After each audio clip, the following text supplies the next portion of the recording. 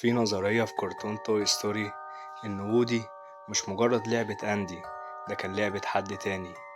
في الفيلم بيتقال إن وودي لعبة أندي المفضلة، بس مفيش أي دليل إنه لعبة جديدة أو حد اشتراها مؤخرا يعني.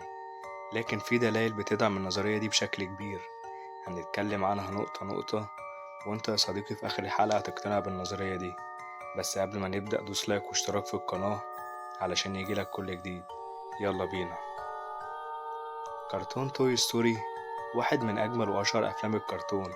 الفيلم اللي بيتكلم عن شوية لعب بتتكلم وتتحرك وبتعمل مغامرات كتيرة، وبطل الفيلم هو وودي ومعاه باز يطير وصاحب الألعاب أندي.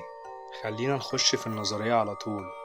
أول حاجة لفتت انتباهي إن وودي لعبة قديمة جدا، شكله كلاسيكي جدا، كاوبوي من أيام الأبيض وأسود، مش من نوعية الألعاب الحديثة زي باز يطير اللي جه بعده. وتاني حاجة إن مفيش كرتون أو إعلان لوودي. بنشوف ألعاب كتير في الفيلم ليها إعلانات زي باز يطير، لكن وودي ولا مرة سمعنا إعلان ليه، كأن العالم نسيه، وده بيدل إنه لعبة من زمان قوي. تالت حاجة إن حالة اللعبة ممتازة رغم عمرها، وودي واضح عليه إنه محافظ عليها كويس جدا، وده منطقي لو كان لعبة ليها قيمة عاطفية عند الأب واديهاله قبل ما يختفي. أيوة زي ما سمعت، اختفاء والد أنتي عمره ما ظهر في الأفلام، وده خلى ناس تتسائل هل مات أو هل سابهم ومشي. طب لو سابهم إيه السبب اللي يخليه يعمل كده؟ النظرية بتقول إن أبو أندي كان مريض وتوفى وورث وودي الأندي، وده يفسر ليه اللعبة دي ليها مكانة خاصة عنده.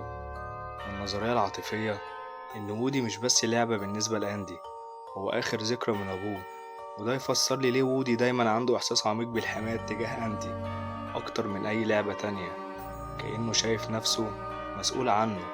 الخلاصة إن وودي هو لعبة أبو أندي، وأندي عمره ما عرف ده. في كل لحظة حب بين أندي وودي، هو في الحقيقة رابط خفي بينه وبين والده اللي مشوفناهوش، لكن أثره باين في كل تفصيلة. بس كده أنا وصلت لآخر الحلقة. عايزك تقولي رأيك في الكومنتات، وقولي عايز أعمل عن مين المرة الجاية. ولو عجبك الفيديو دوس لايك واشتراك في القناة علشان يجيلك كل جديد. سلام.